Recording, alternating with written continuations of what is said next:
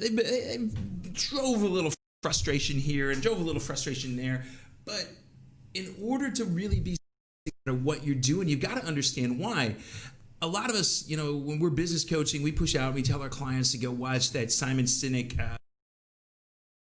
It was a TED Talk. He did a TED Talk on Start With Why, and how Apple found its why and what it needed to do. But it's really funny. I was on a call with one of my coaches last night, Marisha, and Marisha brought that up. She goes, what are the 5 whys? What's the 5 levels deep why? She didn't go deep, but I'm like, holy crap, I haven't done that with my clients in a long time. So I want to share it with you guys today in the podcast on what you need to do and why you need to do it. And it's very, very hard to do it by yourself. So you really know, like, and trust to really push you to answer this question and go deeper and deeper and deeper into why are you doing something? Because those that are really will know their why. And those that don't have only really scratched the surface. And I tried to use today, as I was talking to Elise, my admin, you guys, those you've connected with me on the Facebook group, you've chatted with her, but we talked about it today, and I wanted to give you the visual explanation of it. I heard this a few years ago, and I think this really describes why you've got to go at least 5 levels down, because you really what's wrong, why you're driven. So the example I was given was, right now they are fixing the Washington Monument. So if you've been in DC recently, they're doing construction on the Washington Monument. And the question is, why? Well, the concrete's falling apart. Well, why? Well, because there's a lot of birds there, and the birds are pooping on it, and some of the chemicals in the bird poop is mixing with the concrete, and it's causing the concrete to fall apart. Well, why is there so many birds and so much bird poop?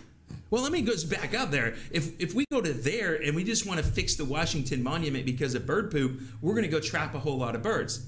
And that's not going to fix the situation, because we haven't fixed why this is happening. So we go to the next step and we go, okay, why is there so much bird poop there and why are so many birds? Well, the birds are there eating spiders.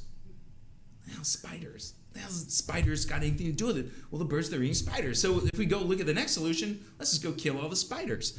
Well, that's not going to work either, because why are the spiders there? Well, the spiders are there because there's a whole bunch of flying insects. All right, well, let's go get rid of the birds and get rid of the spiders and get rid of the flying insects.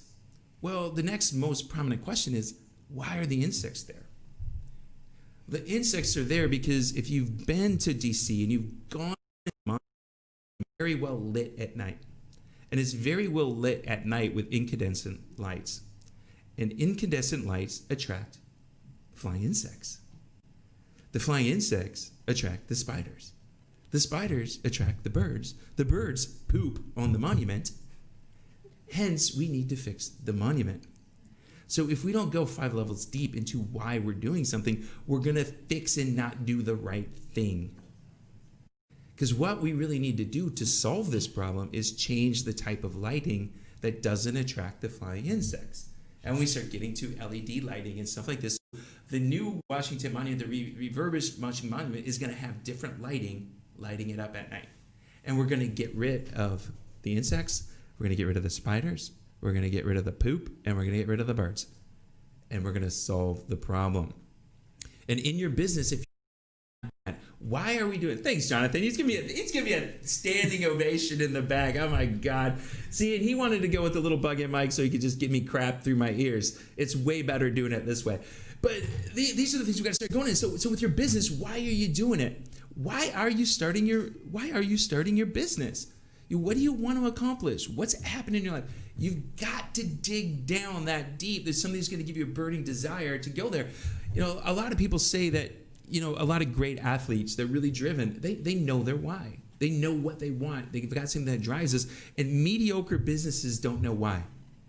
They're in business. They don't know what they're trying to do. They don't know the change they're trying to affect in the world. And that's what we need to look at. So when I get talking to Colleen and Andy today, we're gonna go a little bit of why. They're like looking at me like going, oh crap, I didn't sign up for this today. And where are we gonna go and get this? So these are the things we're gonna start looking at as we start driving into your business. Is why. things are new.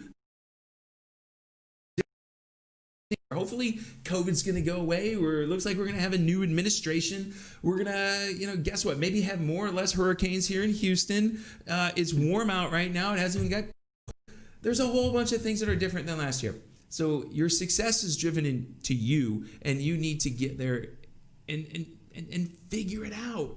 So what you need to do is you got to get somebody that you really know, like, and trust to ask you why.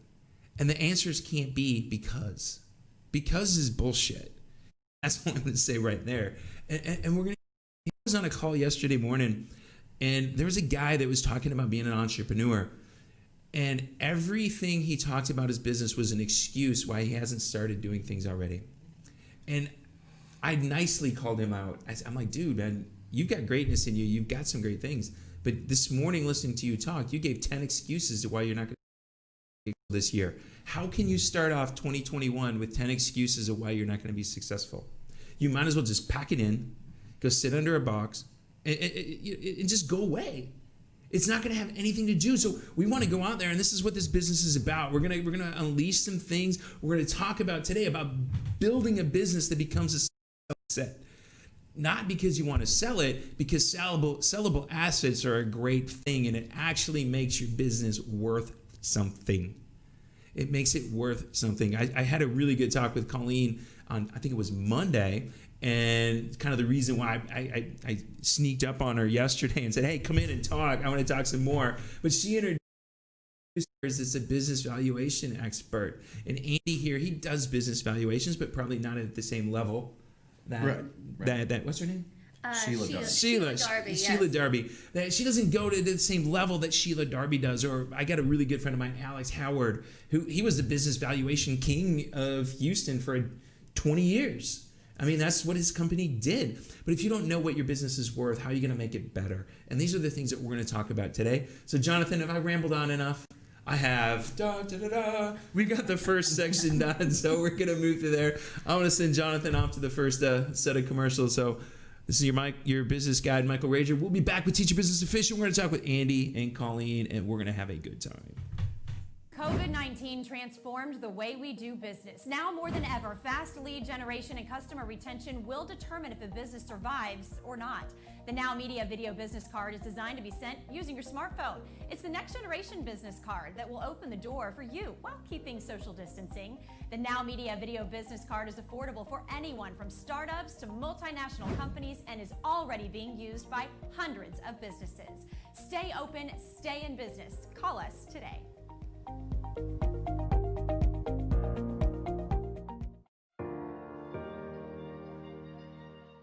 Hi, this is Alberto Tudela.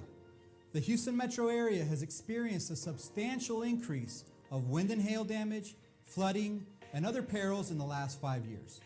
Now more than ever, it is critical and essential to ensure your company, your property, as well as your family have the right insurance coverage. Tudela Insurance Solutions offers a wide variety of insurance for home, auto, property, as well as life. My goal is to find a tailored option that guarantees the right coverage at the right price, specific to your needs, present and future, so you protect what matters the most. Call me today at 713-714-4475 and allow our team at Tudela Insurance Solutions to make sure you're protected. Now is the time to ensure you have peace of mind.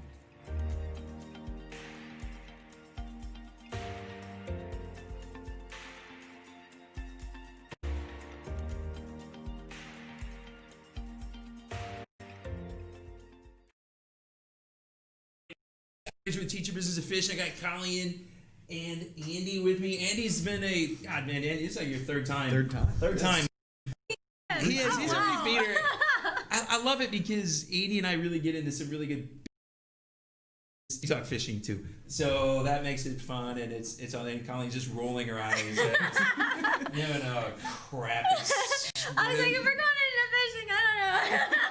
We'll go fish in that big giant hot tub you and your husband. Yes. There we go. Yes. We can release some trout in there. Yeah. But all right, man. We talked a little bit about why at the beginning. So I'm going to start with you, Colleen. Colleen, tell us a little bit about your business and exactly what value you add to your customers? Yeah, so I'm an attorney. I'm a business attorney, and I help my clients buy or sell their business. And I'm not doing it from the valuation side. I'm not helping them scale their business. I might be getting them connected with people that they need to talk to. What I'm doing is helping people. And that's my why, is I get to help people. And some people find that in the form of volunteering. I find it in the form of helping business owners. So, Right. yeah. I won't grill you today. We'll do that with cocktails. What's first choice and what you're doing? You know, so First Choice Business Brokers, we are a franchise organization, and we help people buy and sell businesses. We don't really do valuations, right? I mean, we're not certified vet. What we do is we help people understand what their business could sell for today's market. Right. And, you know, when we talk about why, you know, our why is to help people achieve their personal and business goals. That's it. Yeah. As simple as possible. But you had some big news over the holidays, right? What's We did. happened with your company? So Merry Christmas and New Year, myself and my partner Bob Gappa, we did acquire another office here in Houston that was existing for 2 years. So we are now multi-unit operators with First Choice here. So you went and spent a whole bunch of money. Kind of. Return on our Short our investment. return on this. So let me put this out to you guys first. So when somebody comes, we talked about this in the break. We were talking about when we come out of the 10 things. What's the one question that people ask you that's wrong? What should they really be asking you, Colleen? Oh, geez, you're really putting me on the spot. I am. That's here. my job. It's my inner Larry King.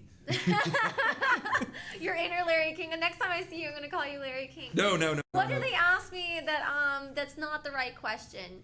Really, what they're asking me might be something along the line. They're on the right path when they're not, right? And they think that they're protecting themselves from the legal perspective, but they're not, right? They might think, oh, I've got a DBA in place. I'm good. I'm gold, right? Right. I'm like, well, no, that's not an entity. You need to get an entity set up so you can protect yourself. Right? So every file, oh my gosh, what else? Usually it's something where they're thinking that they're protected and then they're not from the legal perspective, either trying to sidestep liability or when they're setting up their business. So you'd be amazed at how many are not in compliance, right? And they realize they get something in the mail and they're like freaking out, and they call me and they say, oh, I got this thing from the letter from the IRS. You know, it turns out they didn't really know what they're doing, and they don't realize that they're not knowing what they're doing until about a year or two into their business. So if they come into me early on, this out. You got to get your bookkeeper, you got to get your CPA, you got to get your insurance agent. Yeah. You know, right? Get all of the key pieces in place. And sometimes I'm having that from a startup conversation, and other times I'm jumping in about 2-3 years in, telling them they got to get this in place. So. Yeah, mine suck. I'm telling you, I'm a horrible habit. There's gonna be a day I'm gonna call you. It's like, Colleen, you need to come represent me. Yeah, but they call me thinking that they've got all of that they're doing it right, and then they find out that they're not doing it right, and I've got to go tell them, well, we need to make a couple of tweaks, and I say tweaks in a nice way, but sometimes there's some pretty big tweaks. Yeah, I've been there. What about you, Andy? When somebody calls, they're gonna sell their business. Right. They call you up and say, Andy, think, and they should really be saying Andy. So here's when I get the entrepreneur that calls. My gross revenue was this in 2019. How much is my business worth? Usually, and what Colleen mentioned is entrepreneurs and these business owners didn't set everything up correctly. And they're using maybe what some of us might consider a criminal tax preparer or bookkeeper. And no, we won't call them that. Never. But, you've lost money for the last 10 years. And how do you think we're going to try to figure out how much your business is worth? Yeah, you grossed $3.9 million. Well, and you lost $75,000 a year, we can't even get you a lease renewed. Right. And so I think one of the biggest issues that people think is that, my business is worth what my gross revenue was for the year, and it's nowhere near that. No, that's where I come in, and it's like you're going to get dinged for this, and this, Well, how many people this year tried to go get PPP money, and they couldn't because they Right. Yeah. I mean, I know I had that issue. I couldn't get it. I was a single thing, but I was paying a whole bunch of debt on money we did, so I was paying a whole bunch of interest. And when it came up to show, we didn't make a lot of money last year. Right. And so when I went to try to say, hey, look, they said, well, you don't have any money, so you're not making any, so you can't do it. Yeah. Is business finance and accounting for businesses is not to save money for taxes. Mm-hmm. You're nodding your head. Yeah, I'm nodding my head, but yeah, I understand. I'm supposed to talk into the mic. We can hear that. Yeah, they mean a lot more than just eliminating or reducing your tax bill, right? There's planning that's involved. One of the questions I always ask is, do you have predictable financials? Do you, if you're going to sell the business, if you got predictable financials, that's a good thing. Yes, it is. Do you have profit? Are you dependent on one particular employee? Client, yeah. Like I was telling you the other day, an employee, but they're actually a contractor. Oh yeah, that's one of my favorites. But I tell you, we do a rough valuation through one of the softwares that we use, and one of the questions is does 15% or more of your business come from one client? Because that's not good, is it? No. No. No, never. If your business is dependent on 2 or 3 large contracts, and if that makes up 40% of your business, and 60% of your business is a whole bunch of a lot of small clients, but if you lose those 4 contracts, then they're tied to the owner. There's really not a lot of value in that transition. Okay, well, that's where the value of due diligence comes in. So if you are heavy in one client, do you have a contract that locks them in, right? While you continue to diversify the remaining aspects of your book. Yeah, due diligence is good. We were buying a company a couple years ago, and we went in, and part of what we were buying was intellectual property and existing revenue. And they gave us this number, and then we went to close and did final due diligence, and we found out like 75% of those contracts were gone. And we slashed our offer by almost $400,000. And at least I'm sure. And they got pissed. And we're like, really? You're mad about this? You tell us you lost all these contracts, right?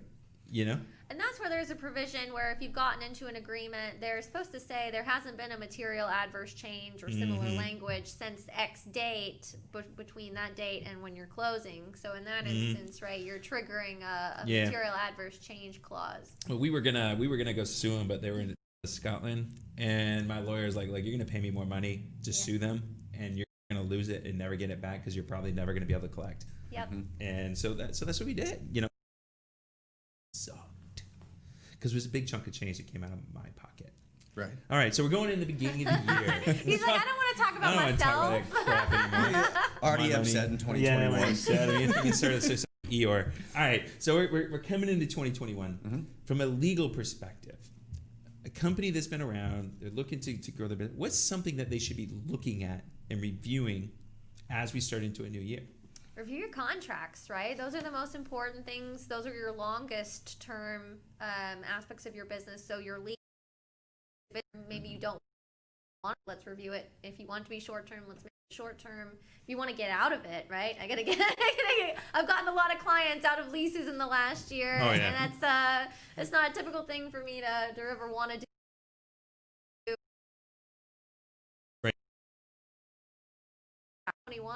They realized that they need to restructure how they're receiving payments from customers, right? That they need to require that they get 50% of the fee up front, and then, as it's completed, then get.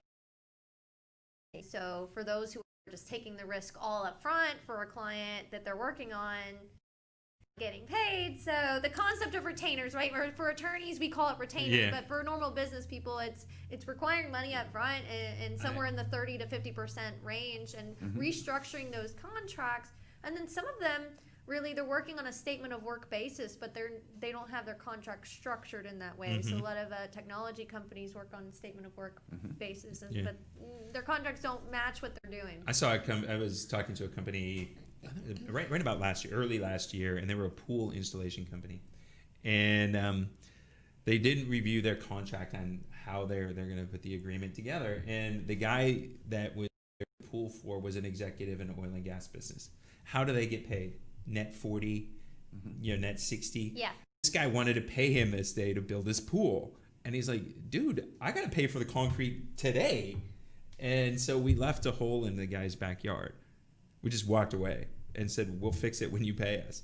We'll go to the next step. Right. And it took his wife about a week to say, the pool with either dirt or a swimming pool and get these people out of my backyard. Wow. But he's this guy like wanted to change the contract in the middle of the deal. Yeah. How he paid. And it's not fair. So there's other remedies where it's like home construction related, right? You got mechanics liens, you've got those also require certain disclosures and may require a husband and wife contract to make it enforceable. So when it's something along the lines of construction, you've got other things at play and other ways to protect yourself. But for a general business that doesn't have a mechanics lien to rely on, or even a contract that will hold up with that lien, well, you're looking at true business risk of a client. I've got it. And I know, Andy, you do. You hire contractors to come work with you as you grow your business. And I do the same thing too. When I'm looking for more coaches, they pay me a fee and we build their bank. And the agreement is they're going to pay us 30 days after they quit. And they quit and they never want to pay. And never. We've got the agreement because we won't let their website and stuff go live unless they agree to it. And then they stop and then they just disappear. And am I going to go sue somebody over $1,000? No. I would tell you not to. You would. I had an attorney sue me. My attorney sued me. I'll just say that was something you should admit. It was. It was the best. Oh, jeez. We got to. Well, you put the red flag on yourself right there. It wasn't. It wasn't my fault. It was funny. We'll talk about it over cocktails one day. It was really, really funny. So Andy, we got 2 minutes, so we're gonna come back. Somebody comes to you. We're starting 2021. I want to sell my business in 3 years. What should I work on today? Getting your contracts in order, because during the due diligence process, when you have potential buyers, most of the contracts that our clients have that are actually in the services business, it's really, there is nothing binding in there. It was, we're going to work together. There is no terms for payment. There is no terms for cancellation. And if somebody doesn't want to pay this and it goes to court, they're going to lose. So, it's flimsy at best. Flimsy at best. I've seen, napkins that hold up stronger than some. But it's the contracts. It's the bookkeeping. It's paying your tax. Not losing money. It's making sure that you're not the person that the business relies on. Right. There's a lot of aspects to the business getting ready to sell. Oh yeah, it's I keep telling my clients your business is not sellable until you walk away from the business for 90 days and it still functions. Yeah, exactly. Because it's not a business. I'd agree with that. Business, you created a job, and nobody wants to buy your job. Do they? Well, franchising has been good at that. Yeah. That's franchising in a nutshell, right? All right. So, Colleen, how do people get a hold of you? So, give us 2 more segments, but people want to find you now. How do they find Colleen? Yeah. So, KCQ. My personal cell phone is 713-28.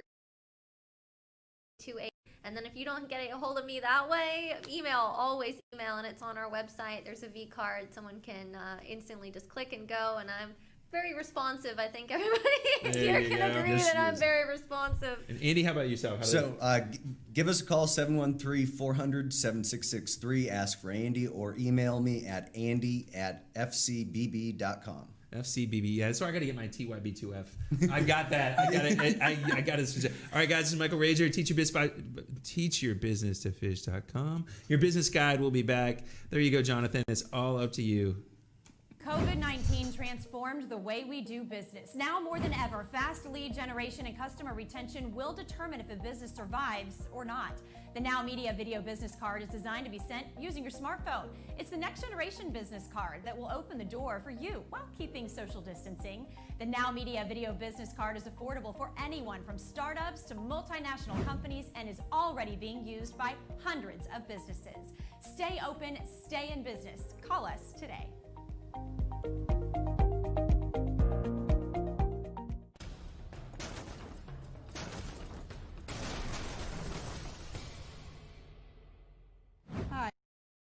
as an executive business advisor, key business strategist, and management specialist with Extraordinary HCBI. I work with business owners and executives to help them achieve their goals, implement the right strategy, and developing leaders that turn their dreams into reality. Do you have a business idea and need to know how to launch it? Based on your vision, do you have the criteria or entrepreneurial mindset to achieve your goals? Do you have what it takes to motivate your team so they can be more proactive and productive? Would you like to learn how to get more clients and close more businesses? At Extraordinary HCBI, we take businesses to the next level by providing them with resources, counseling, and implementing because we want your business to thrive. We also assist businesses and aspiring entrepreneurs on the initial steps of their business plan development, creating financial projections and guiding them on how to create a financial package that will work for their business. Because your success is our success, take a decisive step today and call me at 832-660. Extraordinary HCBI, turn your dreams into reality.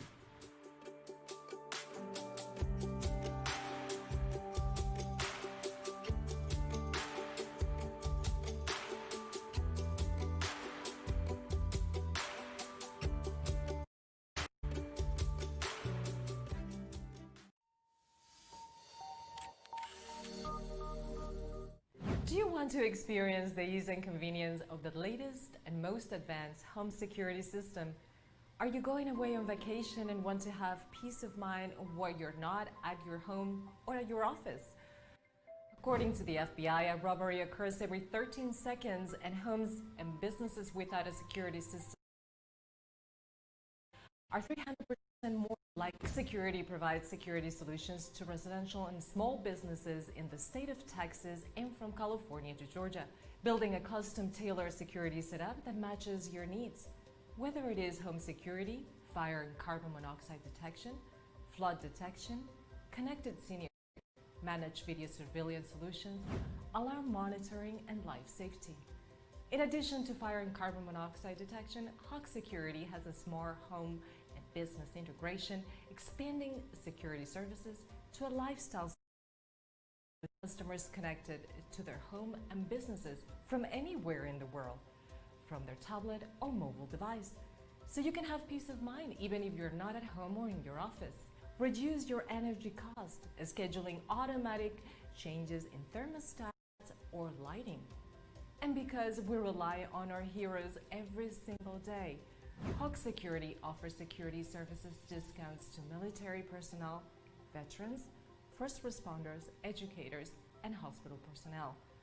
Our mission is to keep our clients safe, treat them like family, and provide them with a user-friendly security system with personalized customer service 24 hours a day, 7 days a week. For integrity, honesty, passion, excellent customer service, take a strong step today toward getting protected and call Rosanna Torres at 832-863-8574 because every security system should be unique too.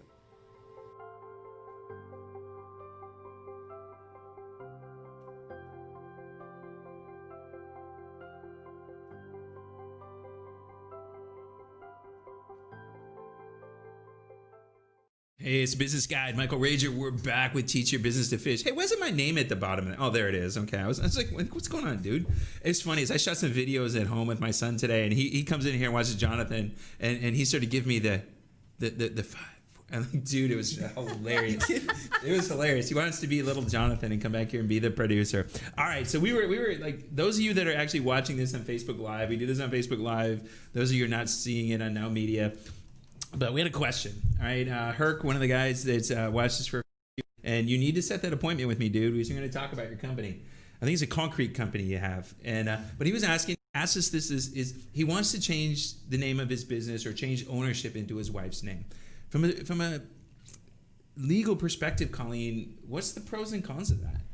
So, right, well, it depends on what's your end goal here, right? Because if you're just trying to sidestep getting sued, well, that's not quite going to work. Right. Fraudulent transfer rules do and will apply, and you don't get to go away with that. But also something that it depends on the type of entity, right? So if it's an membership interest, it's already community property anyway, and you don't even realize it, or your spouse hasn't just signed away their right to have part of that company. So she might already own 50%. You don't even know it. Yeah.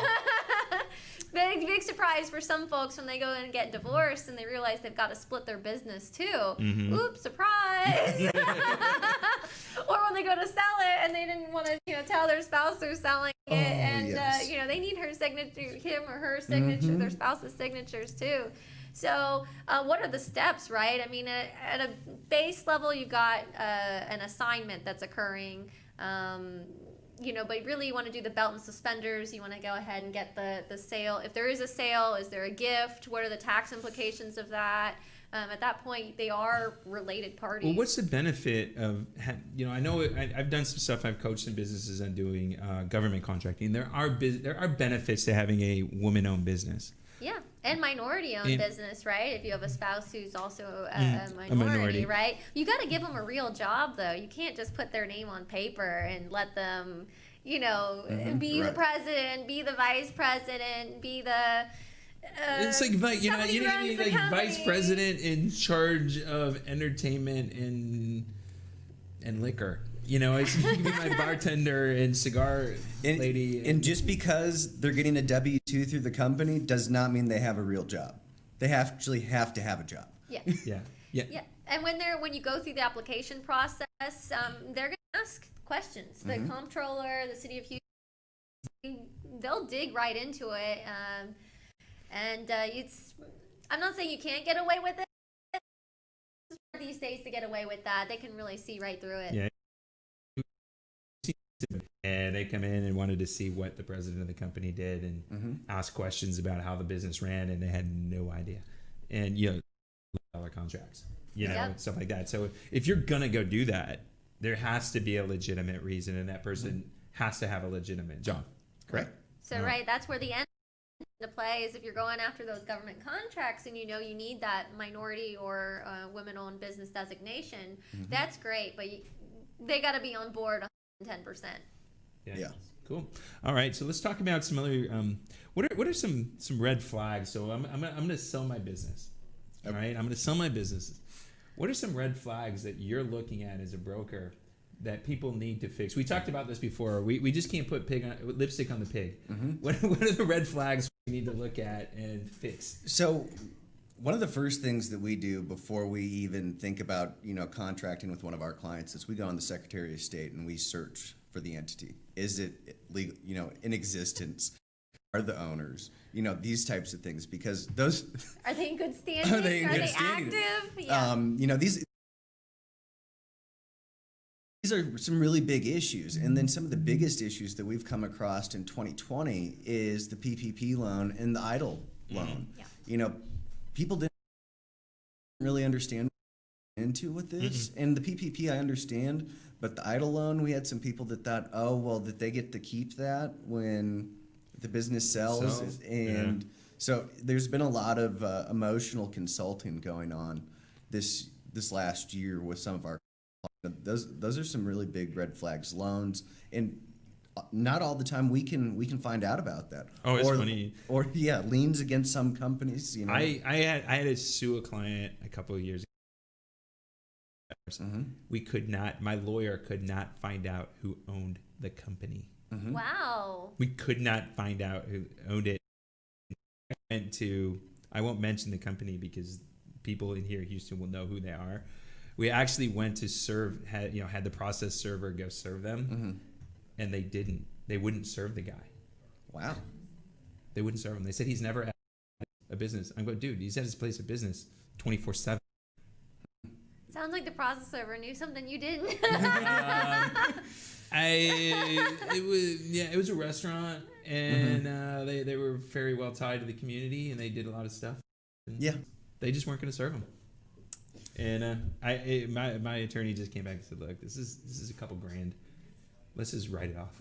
And that's the way. That's what we did. We just wrote it off. And it's like, that's some good legal advice right there. Yeah, it's going to be a lot cheaper if we go do that. So, Colleen, what are red flags that you're looking at? Because you're looking at M&A. You're looking at maybe sometimes a little bit bigger businesses, much bigger transactions. So I'm coming in, I want to merge two companies, or I want to buy company A. What am I going to be looking at? What do you as the attorney, you're going to go look at? I mean, number one, right, and you don't have to be an attorney to do this, is I Google it. I Google a company's name. I Google the company's director's name, the president, the officers. I Google all. I have found before just by the simple Google search. And just to find that red, and I mean, yeah, sure, I'm talking as a lawyer, but you know, if I can kill the deal sooner rather than later, I'm saving my clients money. If there's a red flag, I want to know about it sooner. I want to know it up front. And while I would say most people are good people, and if there is a red flag or there's a problem in the business, like a loan or there's liens or there's litigation, a lot of times people are, they go ahead and they disclose that up front. I want to say most of the time I'm working with good eggs and not bad eggs. The bad egg, because if they are a true bad egg, they're not going to tell you that they're a bad egg, right? I mean, they're just not. No. So I'm certainly going to go into the county clerk, the district clerk's website. I'm going to go search for their entity name, any prior entity names, any related entity names, people they're associated with, and I'm just typing it all in and searching to see. I mean, if they've had a divorce, I want to know about it. Anything that's gone on in their life. Kind of sounds like I'm a private investigator. Ask, but you can learn a lot about a person, a lot about their business, about what they've done in the past. I mean, I'll even say to a client, do you even know these people, right? Have you worked with them in the past? Do you know someone who's worked with them in the past? Because if you're dealing with a complete stranger, well, you're taking on a potential blind business partner. And a lot of times where I see what we call business divorces and they've gone into business with somebody, it's because they don't know who their business partner is. And I'm not saying you should go into business with your college roommate or your high school buddy either, because that doesn't turn out well half the time either. But you should know how they do business, right? And if they're doing business in a way that doesn't really match up with how you want to do business, right? Well, then we hear about the business divorce all the time, and I see it all the time. You know, a lot of these Facebook pages. I think I recommended you on a Facebook page today, you know, about selling your business and stuff like that. Oh, yeah. But I'll see in there, I'll see these people, I'm going to start my company, and where do I go get my LLC done? And my thing is, okay, if you want to go do it yourself, that's fine. But you better get someone to help you write the operating agreement and I was doing all the work, and me and my lawyer were coming in. There was two guys that were helping me, and they thought it was a 33. Wait a minute, guys, I'm working 85 hours a week. You guys have jobs. You're doing other things. you get some free writers and when I finally came to them with the agreement, it was like an 80-10-10, but we had it written that they could gain. It was kind of like set up with a 401k. They could gain more shares of the company by helping us achieve goals. Right. Yeah. And they said no way, and they walked away because they thought one of the guys walked away, and the other one said, we're 50-50 partners now. No. No. Yeah, we will be, dude. I've spent $60,000. You want to write me a check for 30? And you want to quit your job that you're working on and start showing up at things at 6 a.m. like I do. Right. So let me. This is how that that type of conversation will go over with me, right? Someone calls me up. They say, I want to go and form an LLC or entity. Name your entity. Say, but I don't really want to spend the money. I want you to match what LegalZoom does, and LegalZoom and those other things, right there. Go ahead and do that, but come back to me for the company agreement, the operating agreement, or the partnership agreement, because that's really where I'm adding value, right? That's really what you're paying for me to do. I don't really make so much money on the formation piece, but where I'm adding a ton of value to my clients is putting the company agreement in place, as you mentioned. Right. And sometimes they just go ahead and they don't want to talk to me about that at that point in time. Right. Maybe they hang up saying, you're just trying to upsell me. And I'm like, the answer is no, because if you don't put that in place, the moment there's a dispute, what ends up happening is you got the Texas Business Organizations Code filling in those gaps for you. And I got bad news for you. It doesn't fill in the gaps. And the Texas legislature wanted to be business friendly here in Texas, and they are. But what they did is they, for better or for worse, left pretty large gaps into the code there. And one of those gaps is how to remove a member from an LLC, right? And there's I just other did that. mechanisms like bankruptcy, divorce, death of circumstances, or even a push-pull buyout where you're trying to drag your other partners along so you can go ahead and sell the business. Those aren't provisions that the Texas Business Organizations Code truly provides for in the way that you think that you're providing for. Andy, when they're coming in, there's multiple members that are selling a business. How important is that business? Is that an operating agreement for you as the broker? Well, it's very important, and what we find a lot is maybe I experience a few more bad eggs than. So one of the eggs she was talking. No, they're good. But eggs. you know, I mean, it is very important because I need to know who's going to sign that resolution to sell. Who's going to sign the listing agreement with our office? They have the authority. Do to they sell. have the authority to? Is some spouse going to come out of the woodwork and say, "Oh no, I own that"? People that are going to start their own business, and the only reason I say this, I'm a serial opportunist. I'm not an entrepreneur, right. But I've now 4 companies that we've started. One time I used LegalZoom, was a horrible mistake. Nothing against LegalZoom. Just they're really not consulting to you on the level that you need. The Well, one, you get what you pay for. Exactly. Right? I mean, that's kind of see, what I did. it's about. Actually, the attorney that I when I started that one company, when I wrote the operating, she was LegalZoom, and I used their subscription, and I think I was on a call with her every 3 days. She showed me how to do it. Maybe they lost money on you. Well, she did. She left the firm. She was at her own firm eventually, and I used her for some other things. But she was, I think I came in at that where I was as a business, an entrepreneur down the road. I was asking better questions. We go back to originally what were the questions. I was asking better questions than most people when they come in. It's not for you. Yeah. I mean, for someone like you, LegalZoom is not built for someone like you who's asking all the questions. And LegalZoom, by the way, does come with an operating agreement or company agreement. I just want to say that's part of their package, and you should just go ahead and throw that in the trash. Right. Because that's what my lawyer told me. because of the gaps when there is a dispute, and it's not an if, it's a when there's a dispute. Right? You want to be able to turn to that agreement and say, okay, these are what our obligations are. Otherwise, you're going straight to the courthouse. You're going straight into litigation. And what you thought you were going to save a couple $1,000s on the front end, suddenly you're spending about $10,000 to $50,000 on the back end cleaning up your mess. Your mess. Every lawyer that's been on this show said the same thing. It sounds like Eddie. It's true. It's the old. There used to be. It was a additive to gasoline. He used to say, "You're going to pay me now or pay me later." And when are you going to do it? You're going to pay me a little bit now to put this stuff in your engine so it doesn't break, or it's going to break later and it's going to cost you 5 times to fix it. And that's where it is setting up the company the right way initially, and don't try to shortcut it. No. Don't make mistakes. Don't worry about quit worrying about tax. Tax drives your entity. That's what I was always taught.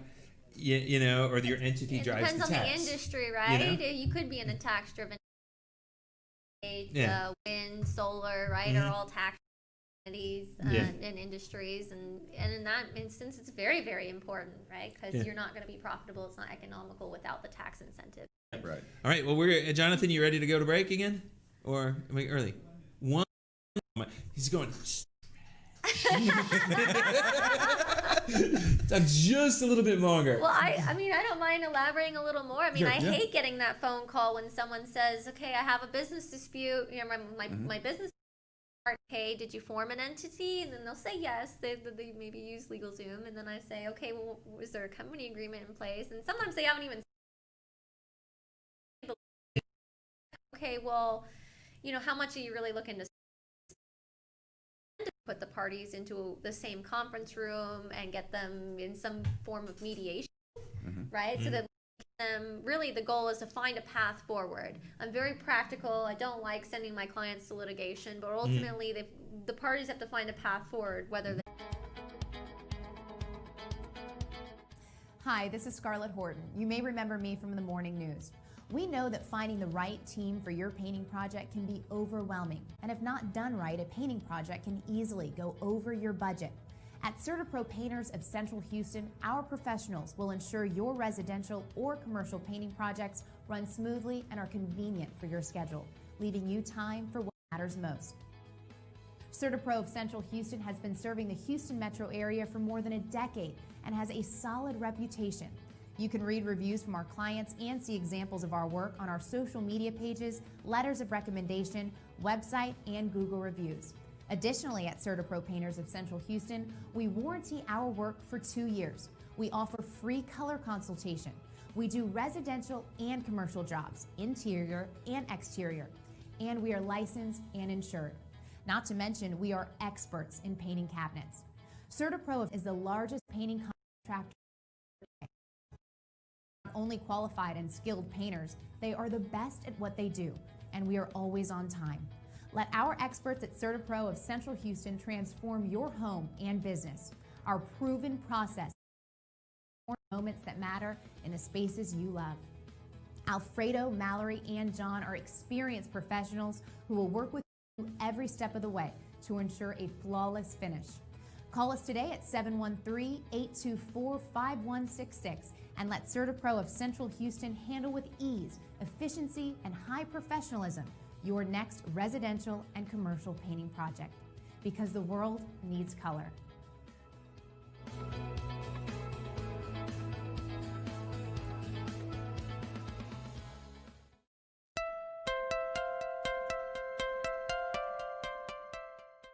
Are you looking for a full-service company that can handle everything from a new roof installation, restoration, and maintenance with all the experience that comes from nearly 50 years of business? Joe Ochoa Roofing specializes in inspections, roof repairs, new roof installations, gutters, siding, windows, and even more. Damage on your roof can sometimes show up. Joe Ochoa Roofing gives you the peace of mind you need to ensure your home and family are well protected from weather elements. Joe Ochoa Roofing offers the best quality workmanship with an accredited business since 1996 by the Better Business Bureau with an A+ rating. We also have financing available with no interest and no payments for 12 months. So don't delay and call us to get a quote at 281-890-0000 or visit our website at www.ochoa.com for more information.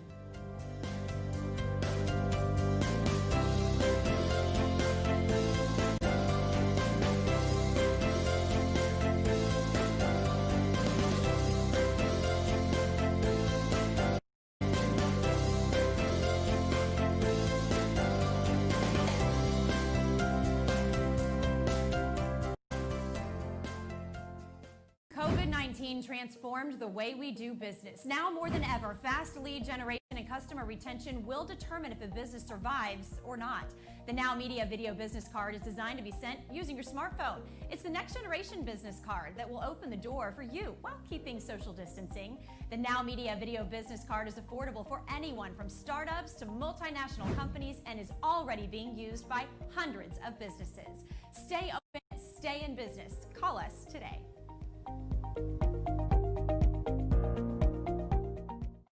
Hey, Michael Ritchie, your business guy. We're popping back up from a little sip there.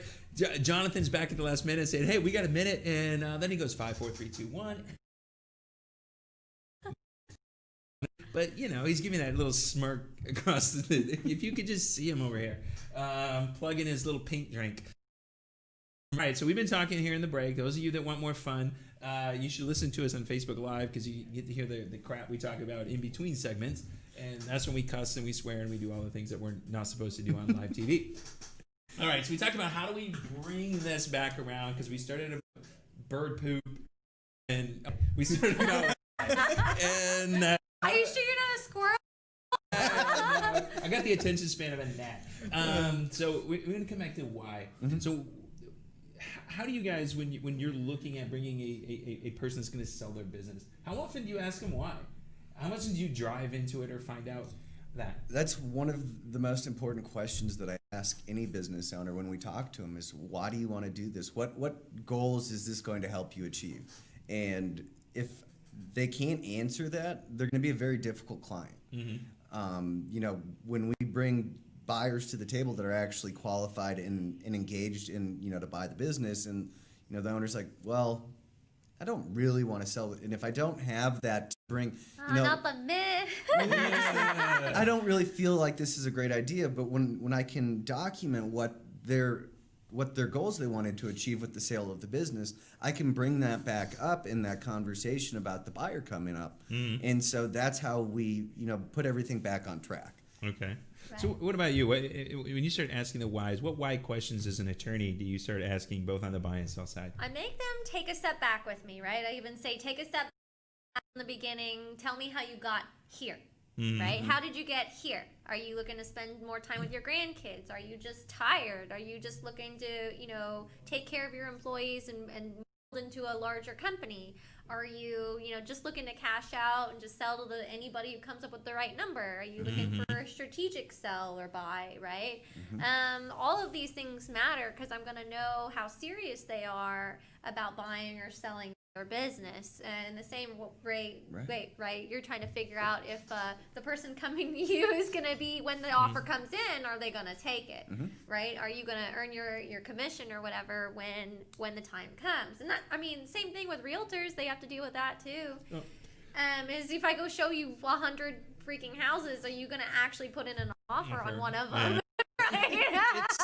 Right? When I start with businesses, one of the first things I was the end game of this thing, and 98% of them have no freaking idea. All right. Why did you start this company? What do you want to do with it? Because they don't understand that if they're building it to sell, I tell all my business owners to build it to sell anyways, because as you know, 98% of them are not sold because they want to. Something drives them, forces them to have to sell. Right. And then we got to get to put lipstick on a pig. I'm really good at that, guys. As you said, we got to go fix the damn thing. Right. So if you build it right to become a sellable asset in the first place, you're able to go sell it easier, right? And sometimes they come to me and they say, oh, I really, really want to sell. And then you dig in, you lift up what I call the hood of the car, right? And you find out that it's a hot mess. And you're like, well, you're not ready to sell just yet. You need to go ahead and get positioned for anywhere from 18 to 24 months. Obviously depends on the company, right? Yeah. Some of them you can make a couple weeks and they're there. I've had some where I'm like, okay, this is going to take a year to fix even from the legal side. Or they've got open litigation. No, oh my God, you got to. We call it 6 cylinders. One of my mentors put it together because he was a big car guy. And so he said there's 6 cylinders in the business. There's strategy, sales and marketing, operations, finance, people, and systems and technology. Where's legal? It's in there in the operation. That's the 12 cylinders. It's in the operation. It's actually in the operation. So That's that part you didn't know that you needed and it cost a lot. and what the 6 cylinders are broken down, and there's 3 or 4 questions on each one asking how well do you think you are on all of these, right? Because if you don't have them, you can't get top dollar for it. No. Company evaluation done now, even rough estimates from software that y'all can do in-house, but ultimately when there's something wrong like litigation, liens, dispute with customers aren't sticky, customers that aren't sticky, right? It's suddenly you ding your valuation. So you can come up with, your friend who has a competing business got X dollars for his business, and then I say, okay, well, did he position it? Did he have anything wrong with his business? Did you know of anything? And then they come to me and they say, okay, I want to get the same amount. Right. And I was like, well, let's go through it, right? Because you're starting with the top number, right? And at that point, they have a number in their mind that they want. They want that or above because they think that they're better from their friend who also has a business in that same space. And they're like, okay, I want this kind of premium, 3x premium, 5x premium, whatever, right? You know what I'm talking about. And it depends on the type of company, industry, whether they're going to get that premium. But I say, okay, number, and then we're going to start subtracting things. We're just car dings. I call them car dings. We're just dinging the valuation. And by the time you get to the bottom, if they haven't been paying attention to their car and doing all that maintenance, right there, you got quite the junker on your hands. Well, it just goes to where we are in India. On this, we're going to go on a fishing trip.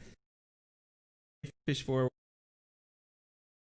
Going to fish for out there and troll around that big damn ocean all day, right, and not see anything. And you're gonna get eaten by a shark. Luckily, we'll make it. Right. Hopefully. But that's what happens, right? Yeah. It's because people come to you and say, my business is worth $2 million, and you laugh at them. And you you don't laugh in their face. I but try not to laugh in their face, but really, it is create a gap for them, right? Because I know already that they say, I want to sell my business for $5 million. If somebody comes to me and says, I want to sell my business for $5 million, I pretty much tell you I'm going to come back with a market price analysis of about $700,000. I mean, really. So I create a gap. And Chances are, 24 months minimum usually is what I'm recommending. You need to do all these things. You need to get an attorney. You need to get you need to be prepared. You need a business coach. You're right. Business coach to help you get there. And I mean, you need a business coach because so many people humans in general are horrible at planning. Oh. And that's why business owners get to where they want to be, because they fail at planning. And that's what business coaches help. It's not just the planning, right? Because starting 2021, they're listening to this and they're saying, okay, I'm going to go get my contracts reviewed. I'm going to go ahead and do all my maintenance. And then 3 months into the year, just like someone who decided they were going to lose 50 pounds, they weren't accountable, right? So the part of the business coach that I've seen is if you get one who's a good one and they can keep you accountable along the way, Exactly. that is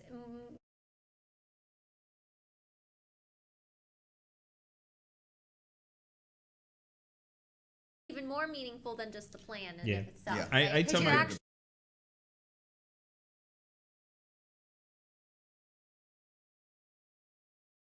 executing the plan that you've created. I tell my clients when I do one.